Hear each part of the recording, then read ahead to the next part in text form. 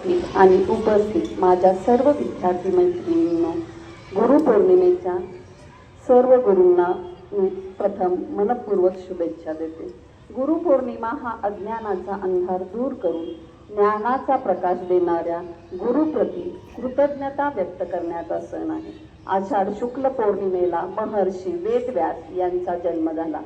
त्यांना मानवी इतिहासाचे पहिले आणि आद्य गुरु मानले जाते. त्यांनी 4 वेदांचे विभाग, महाभारताची व पुराणांची रचना केली.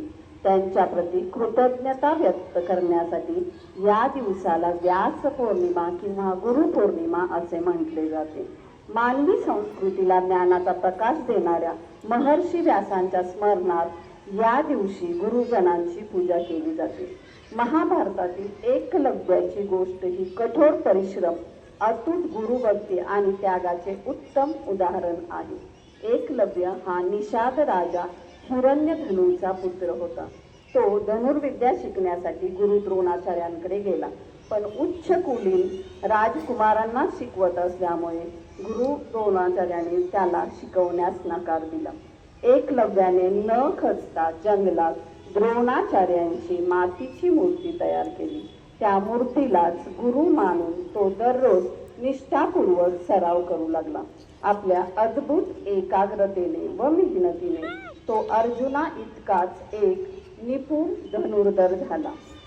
एका प्रसंगी एकलव्याने आपल्या अफाट कौशल्याने एका भुंकणाऱ्या कुत्र्याचे तोंड न दुखावता बाणाने शिवले.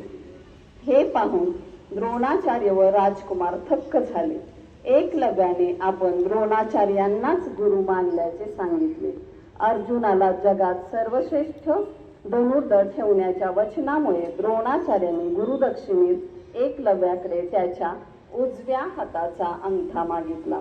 एकलव्याने क्षणाचाही विलंब न करता आपला अंगठा कापून गुरूंच्या चरणी अर्पण केला, ज्यामुळे त्याची गुरुनिष्ठा अमर झाली. दुसरी एक कथा मी सांगणार आहे. एकदा एका शिष्याने विनम्रतेने आपल्या गुरुला विचारले, गुरुजी, काही लोक म्हणतात की जीवन एक संघर्ष आहे, तर काही म्हणतात जीवन हा एक खेळ आहे, आणि काही जण आयुष्याला उत्सव म्हणतात. त्यांच्यात कोण बरोबर आहे? गुरुजींनी त्यावर शांतपणे धीराने उत्तर दिले, ज्यांना गुरु सापडला त्यांच्यासाठी जीवन एक संघर्ष आहे. ज्यांना गुरु मिळाला आहे त्यांचे आयुष्य एक खेळ आहे. आणि जे लोक गुरुच्या सूचनेचे पालन करून त्यांच्या मार्गावर चालतात, केवळ तेच लोक जीवनाला उत्सवाचे नाव देण्याचे धैर्य दाखवू शकतात. हे उत्तर ऐकूनही शिष्य पूर्ण समाधानी नव्हता. गुरुजींना याची जाणीव झाली. गुरुजी बोलू लागले, बघा, मी तुम्हाला या संदर्भात एक कथा सांगेन. जर ती तुम्ही काळजीपूर्वक ऐकली तर तुम्ही स्वतःच्या प्रश्नाचे उत्तर मिळवू शकाल. एकदा गुरुकुलामध्ये 3 शिष्यांनी आपले शिक्षण पूर्ण केल्यावर गुरुदक्षिणा म्हणून गुरुजींना त्यांच्याकडून काय आवश्यक आहे ते सांगावे अशी विनवणी केली. गुरुजी प्रथम हळू हसले आणि नंतर अत्यंत प्रेमळपणाने बोलू लागले, मला तुमच्याकडून गुरुदक्षिणेत झाडांची सुकलेली पानांची पिशवी भरून हवी आहे. तुम्ही ती घेऊन येऊ शकाल काय? ते तिघेही फारच खुश झाले, कारण त्यांना वाटले की ते आपल्या गुरुची इच्छा सहजपणे पूर्ण करू शकतील. जंगलात सर्वत्र सुकलेली पाने विखुरलेली असतात. त्यांनी उत्साहाने एकाच आवाजात गुरुजींना म्हणाले, होय गुरुजी, जशी तुमची इच्छा, म्हणून एकच जयघोष केला. आता हे 3 शिष्य फिरत फिरत जवळच्या जंगलात पोहोचले होते, पण तेथे फक्त काही मुठभर सुकलेली पाने पाहिल्यावर आश्चर्यचकित झाले. त्यांना प्रश्न पडला की जंगलातील सुकलेली पाने कोणी उचलली असतील आणि का? त्यावेळी त्यांना एक शेतकरी दुरून येताना दिसला. तेव्हा त्यांनी त्याच्याकडे विनंती केली की आम्हाला सुकलेली पानांची एक पिशवी भरून द्या.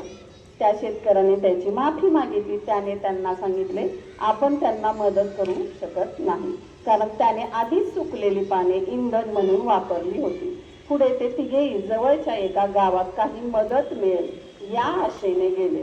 तेथे गेल्यावर त्यांनी तेथील एका व्यापाऱ्याला पाहिले आणि त्यांना सुकलेली पानांची एक पिशवी देण्याची मोठ्या आशेने प्रार्थना केली. परंतु पुन्हा एकदा ते निराश झाले, कारण त्याच व्यापाऱ्याने आधीच काही पैसे देऊन सुकलेली पाने विकली होती. पण त्या व्यापाऱ्याने त्यांना मदत म्हणून एका म्हाताऱ्या आईचा पत्ता सांगितला की जी सुकलेली पाने गोळा करत होती. पण नशिबाने सुद्धा त्यांना साथ दिली नाही, कारण ती म्हातारी आई सुकलेली पाने वेगळे करून वेगवेगळ्या प्रकारची औषधे बनवत होती.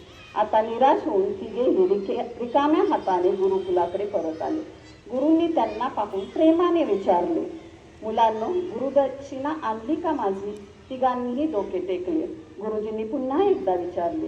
तेव्हा शिष्यापैकी एक जण म्हणू लागला, गुरुदेव, आम्ही तुमची इच्छा पूर्ण करू शकत नाही.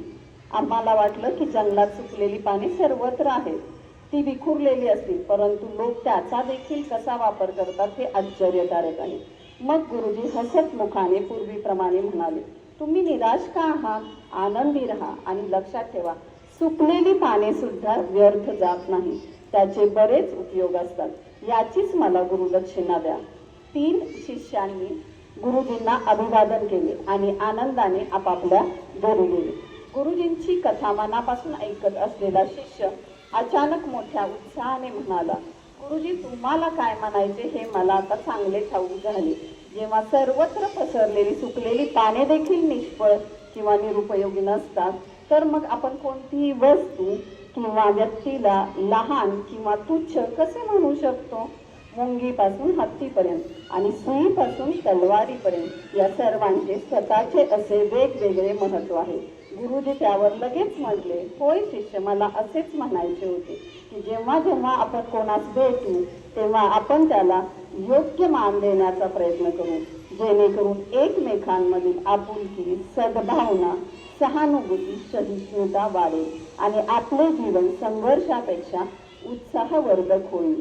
दुसरे म्हणजे जीवनाचा खेळ म्हणून विचार केला तर निरोगी आणि शांत स्पर्धेत भाग घेत आपले कार्यप्रदर्शन आणि आपले यश उंचीच्या शिखरावर नेण्यासाठी अथक प्रयत्न केले तर चांगले होईल. आता शिष्य पूर्ण समाधानी होता. त्याला त्याच्या प्रश्नाचे उत्तर मिळाले होते.